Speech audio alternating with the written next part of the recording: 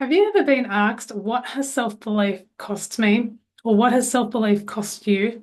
I got asked this question before, and the question blew my mind when I answered it. It came out of my mouth, and I was like, wow, reality hit me really hard. So I've created a little video today on self-belief, and my name is Vicky Lord. So I'm going to share my screen with you today and give you a bit of an idea of um, what self-belief may be costing you. So, if I was to ask you any of these questions, do you often feel like a quieter, smaller version of yourself, or wishing that you had more confidence so that you can walk through life and doing what you dream of? Or do you feel like you struggle with a sense of purposeless, feeling lost at times, and sometimes overwhelmed in fear of judgment? I got to say that you're not alone with this. We've all been there and done that. And when this person asked me, what has self-belief cost you? What came out of my mouth was, it cost me being a businesswoman. And that was 100% real for me because I didn't believe that I could be a businesswoman, yet in my heart, I so longed to be one. And so I want to ask you today, with your self-belief, what has self-belief cost you? And if you answer honestly with that question, something will arise because the skill set and the belief are two totally different things. Having the skill set is awesome, but if you haven't got the deep-seated self-belief in yourself, then you're not going to go very far. You need self-belief first. And we link these two together by an extraordinary inner sense of our being. Actually got three parts to our body that helps us to live this fulfilling life. And you may have heard of them already, and I'll share them with you now. One is the ego. So the ego is necessary for living here on this earth. We all need ego to walk into a room and to feel great when we're under social pressure. So that's a valid feeling in our body. The next thing that we have is our mind, and our mind is up here, and it's closely linked to our brain.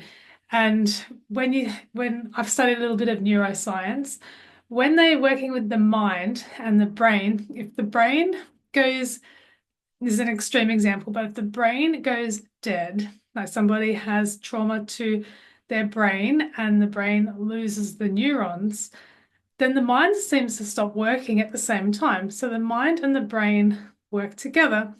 And so this is where your skill set comes in. If you've got an amazing skill set in your mind, and you've grown to have this skill, it's very logical. It's up here and it's linked to your mind. So that's powerful. A lot of people get to that spot. And what happens is if you stay in that spot and you don't do the second step, the second thing that links it all together, then you're only going to get halfway there. So you've got the amazing skill set without the second piece of the puzzle. And the second piece of the puzzle is coming from your heart. And so this is where it comes into the heart and mind coherence, or syncing together, or getting on. And so your heart is the part of you that has the bigger vision, and it's the part of you that's the humble part.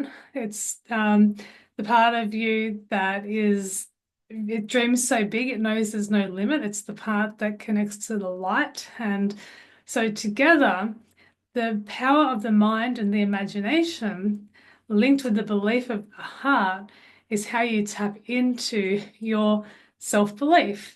And they're two very important aspects of living. So one of the things that I went through many years ago was I overheard a conversation happening between these two people. And this person said that he was a builder, so he used to lay bricks, so he's a bricklayer. And he said that he'd sit there, like he'd lay bricks for hours on end, and he'd just listen from his heart. And he said that you can tell the difference between your heart speaking and your mind. And I thought, isn't that interesting? And then I practiced this. I called it separating the heart from the head. But what is actually happening, there's no separation. You have the blood that's pumping out of your heart to your mind. They sync together and they're one. And so when you bring your heart, the belief from your heart, which is your higher being, it's part of the higher universe. And people that have, um, like if they found themselves in an injury and the pain was so great, sometimes people would see the light. And that was the inner self, that's the higher self, is the light. And so when you connect your light, which is your confidence, your highest part of who you are, it's your faith, and you connect that with the imagination and the mind, then you become a confident being and you can walk this earth. And so having the ego here on this earth, you don't have to be driven by it. It's just something that helps out while you're on this earth.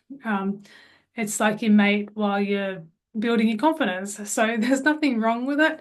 Um, but if you can link that wonderful heart with the peace of the heart, with the mind, you'll end up living this walk of confidence and you'll be able to hear the imagination of your mind, and you'll be able to hear the compassion of the heart, and the two work wonderfully together. So I hope this has helped to build a bit of more self-belief. But back to self-belief, if you're thinking about what it has cost you, has it cost you anything in any area of your life? Has it cost you having more self-respect in yourself? Or has it cost you not making a career move or a relationship move? And explore the self-belief that's there. And then if it is a negative self-belief, we just challenge it. It's just simply saying, I challenge that and I come to my heart, and is it real? And most of the time, it's not real. It's just a belief that we picked up somewhere along the way from somebody else. It's not even our own belief. So, hope you found that useful. And if you want more videos like this, be sure to follow along and subscribe, and have an amazing day, my friends. Bye.